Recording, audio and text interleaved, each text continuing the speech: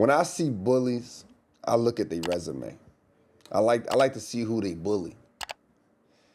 Draymond be picking on foreigners. Foreigners. He picked on that young kid, Jordan Poole. And he you could tell Draymond protected. Like, how y'all get rid of Jordan Poole and keep Draymond, but Jordan Poole was a big reason y'all won a championship in that 2022. And he younger. He was a big piece, but at the end of the day, he was an old piece. You know what I'm saying? No, like, they needed him. They needed Jordan Poole, too. Jordan Poole got way more upside. Now Jordan Poole ain't doing as great after the Warriors, but at the same time, I understand that. A real hooper can understand that because he's not in the same systems now. You know what I'm saying? The attention is not taken off of him while playing alongside a Steph and a Klay. You know what I mean? Or a Steph, excuse me. So for me, it's more so like he had a better upside. But again, though, going back to Draymond, it was more about, like, when I look at his resume of people he bullied, I'm not impressed. Like, I ain't never hearing about him, like, getting into it with a big dog. I've been on teams where guys, like, think they tough. And I'm not going, I believe that was tough, right? But I wasn't like a bully, though. I was just one of them guys, like, you're not about to bully me. So I had a guy on my team, he was bullying everybody. And I would watch it. Like, he was bullying everybody. And when you got a guy on your team, like, listen, here's the thing. Here's the thing about bullies, right? When you have a bully on your team, they always they got to make their rounds. They got you next at some point. So I already knew this bully, he was coming for me at one day. Because they got to try everybody, right? But he tried the wrong dude. You know what I mean? We had an issue. Let's step outside, bro. Let's step outside. Let's make this happen. Because my thing was, when I went outside, I just wanted to show my teammates he wasn't that tough. So my point in saying this story is, when you got a bully, they got to make their rounds. And there's always going to be a tough guy. You got Jimmy Butler on your team right now. Let me see that. Cause y'all gotta, you punch Jordan Poole in the face, no problem. So at some point, a bully got to make their rounds. They got to test the water. I mean, I have more evidence to say he is than he not. Yeah, you don't think he pick on these guys? You don't think stepping on Sabonis' chest wasn't pick? You don't think putting Rudy Gobert in the chokehold wasn't picking on him? No, they had to come. Nah, bro. When you got bullies, bro. Nah, clumsy. He put him in the chokehold, and Rudy was just breaking up a fight. Yeah, because it's Rudy. Yeah, nah. He was just picking. He knew. Dude from France, let me go pick on him. He got all my Defensive Player of the Year awards. Now let me show him who balls. He went at Wemby too. Wemby from France. But Wemby didn't back down. That's what I'm saying though. I want to see you do that to one of these YNs from North Carolina. It's more like it's more like a short. Like, you smell blood in the water. Yeah, that's a bully. That's a bully.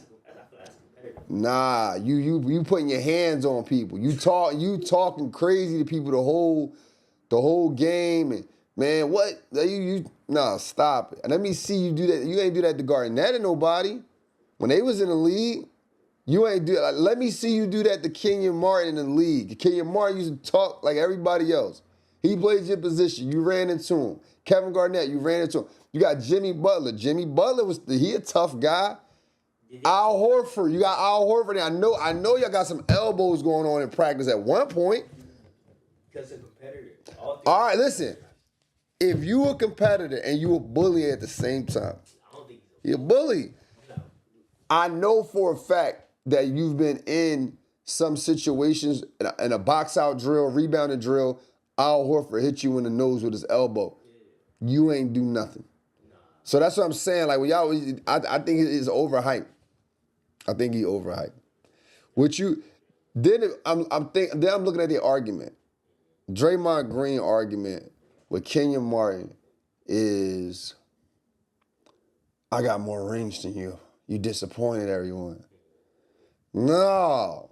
Like this is what I mean by ring culture is messing up basketball conversations.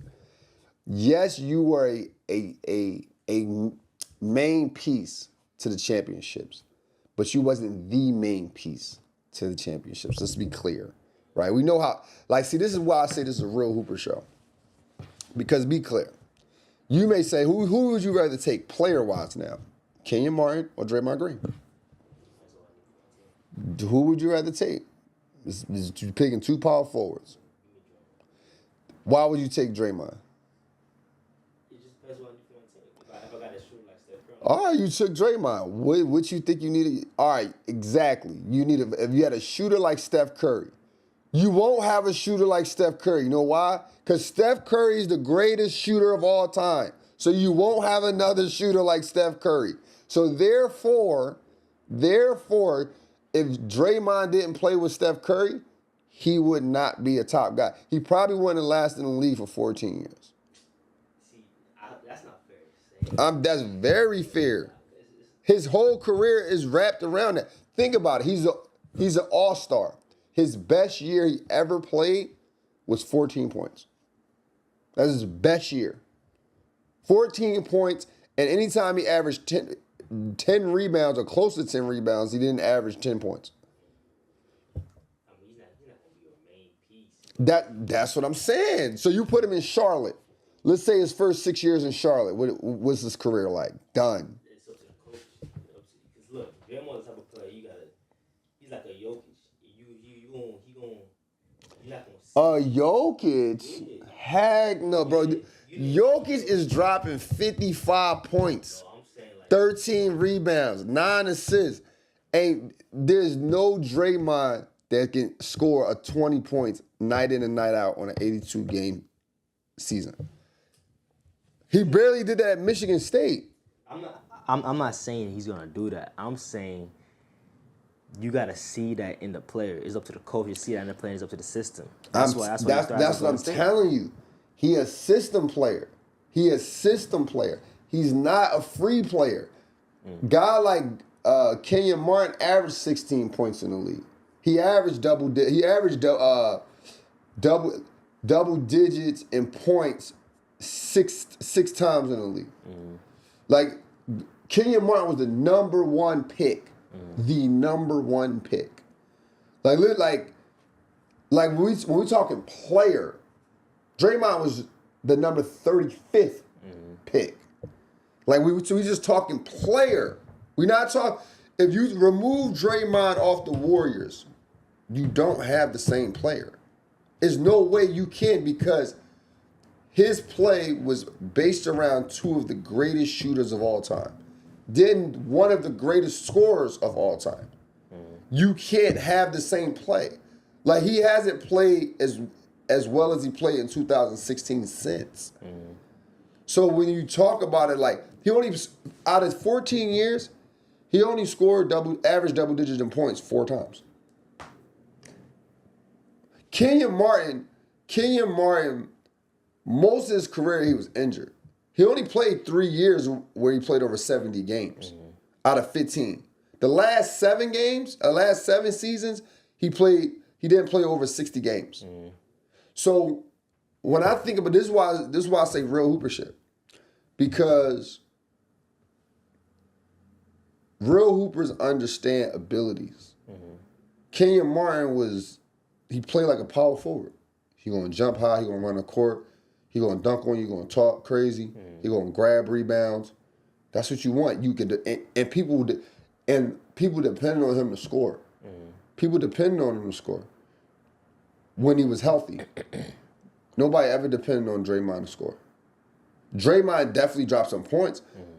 You may say, oh, well, he dropped 28 points in 2016 against the Cavs in this Game 7. Well, somebody got to score the points, right? If I'm a coach in that game, if I'm going to lose, I'd rather lose to Draymond than lose to Steph and Klay. Klay Thompson had 14 points. Steph had 17 on 17 shots or 19 shots. I like that. And Draymond had 28. Great. We should have given him 30. You know what I'm saying? So for me, it's like Draymond is good, but if I had to take a player, I'm taking Kenyon Martin.